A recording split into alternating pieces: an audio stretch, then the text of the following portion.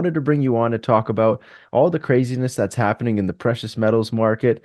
A lot of people lately online have been talking about why is, the gold prices are going higher, but you see the divergence in silver prices in the mining sector. What are you seeing right there? Why is silver and gold lagging?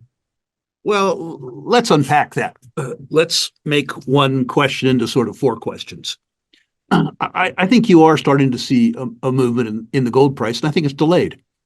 I think the circumstances that are conducive to a move in the gold price have been around for 3 or 4 years. They're not new, but the response to the market is new. Welcome to a journey through the ever-changing world of precious metals, led by industry expert Rick Rule. Lately, there's been a lot of talk about the striking differences in gold and silver prices, as well as the fascinating developments in the mining industry. Join us as we navigate this dynamic landscape. As we delve into the heart of this discussion, Rick Rule invites us to unpack the complexities underlying these market movements. He identifies a notable delay in the market's response to conditions ripe for a surge in gold prices, citing a backdrop of economic uncertainties spanning over the past few years. Against this backdrop, Rick highlights a significant shift in investor sentiment towards the immediate future, driven by factors such as negative real interest rates, inflationary pressures, and escalating debt levels. He underscores the growing recognition among global investors, particularly non-US centric central banks, of gold's pivotal role as a portfolio diversifier amid mounting economic challenges. Rick's perspective offers a refreshing take on gold ownership, emphasizing its enduring value as a long-term hedge against economic turmoil rather than a short-term trading opportunity. He poignantly articulates his personal approach to gold ownership, rooted in a steadfast belief in its intrinsic value rather than fleeting market movements. Furthermore, Rick delves into the historical context of market momentum, drawing parallels between past bull markets and the current landscape. He sheds light on the intricate relationship between gold's performance and its impact on silver, elucidating the nuanced dynamics that dictate market trends. People's expectation of the future is set in the immediate, not the distant past, and not around history. We've been through 40 years of benign economic climate, ending, I believe, in 2022. And I think it's taken the market a while to react to negative real interest rates, to inflation, to debt and deficits. And I think it's that dawning realization, particularly among non-US centric central banks, to understand that gold is an important portfolio diversifier.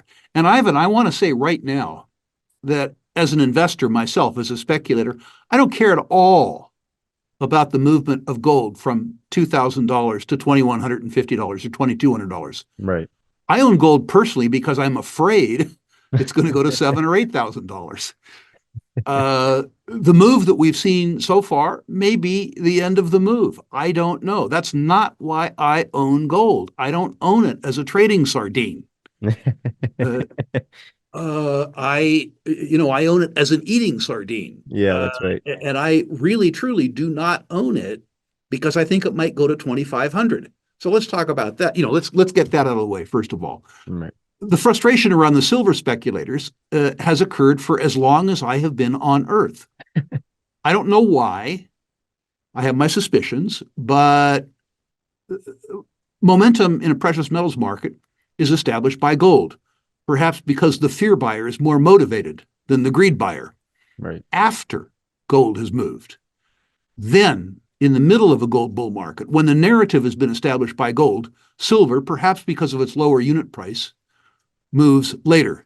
It moves further and it moves faster once it moved.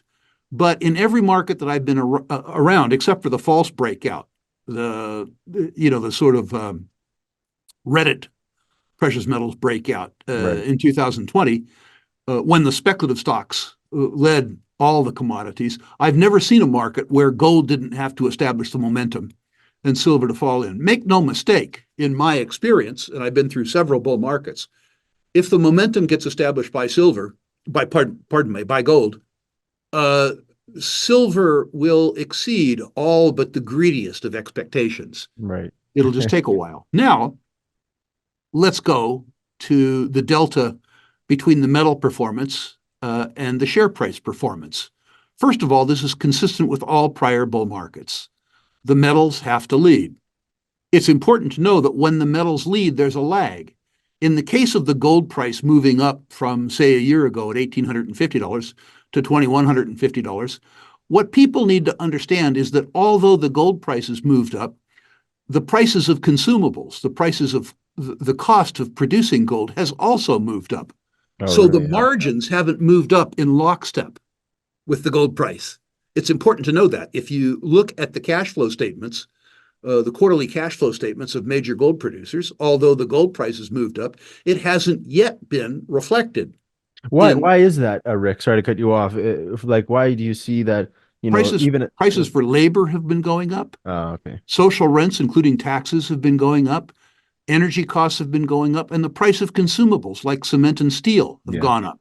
Yeah. So it hasn't yet been reflected in the margins because costs have gone up the same way that prices have gone up. Make no mistake, it will be reflected if we keep these prices, but it hasn't been reflected yet.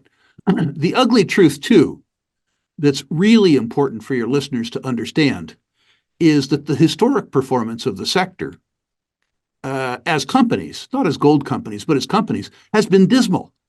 Yeah. In the year 2000 to 2010, the decade, pardon me, the gold price goes from what, $250 to $1,900, a seven-fold increase, and the free cash flow per share of companies on the Philadelphia Gold and Silver Index fell.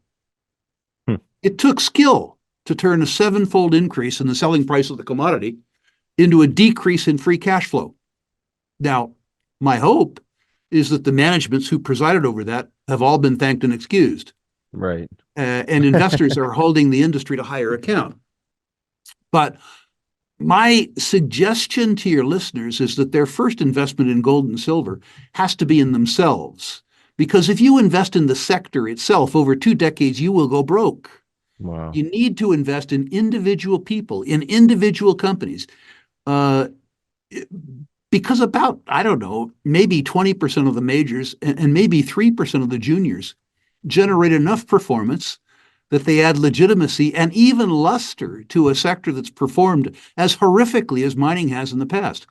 I've managed to make a lot of money as a mining investor and a lot of speculators. It's been a lot of work, and I've had to be very patient. But you won't find me buying the whole sector. I've learned. I buy individual companies, and I invested in myself for at least 10 years before I learned how to do it. Your listeners are going to have to learn to invest in themselves too, so that they understand how, in movie parlance, to separate the good from the bad and the ugly. Yeah, so that's like perfectly said, Rick. So when you're investing in yourself and you're looking at a mining company, what's the first thing you look at when you look at the management? Do you want to see like no debt? What are the top 5 things you look at? Well, management is the first. I want to be associated with managers who have been successful in the past Yeah.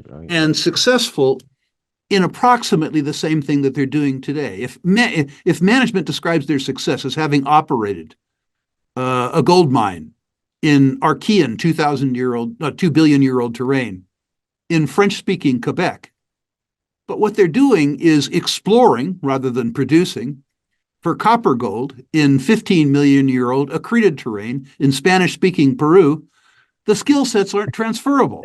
Right. So the skill sets around the people must be appropriate to the task at hand.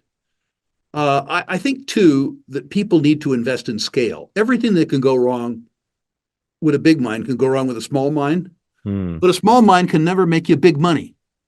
Too many investors screw around with stuff that doesn't matter. And small mines don't matter. If you're going to take big risks for big money.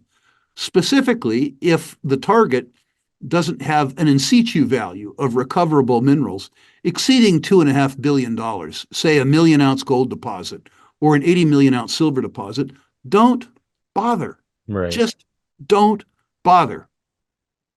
Then it becomes all common sense. In the exploration business, really what you're doing is employing technology to answer unanswered questions. What's the most important unanswered question? How long does it take? What's the probability of a yes answer? What's a yes answer worth? How much money will it take? And do you have enough money to get me to a yes answer? This is common sense. Right. Most speculators employ a strategy called got a hunch, bet a bunch. They assume because silver is on the name of a share certificate somewhere that the company has silver rather than looking for silver. Hmm. If the silver price goes up and you don't have any silver, what difference does it make?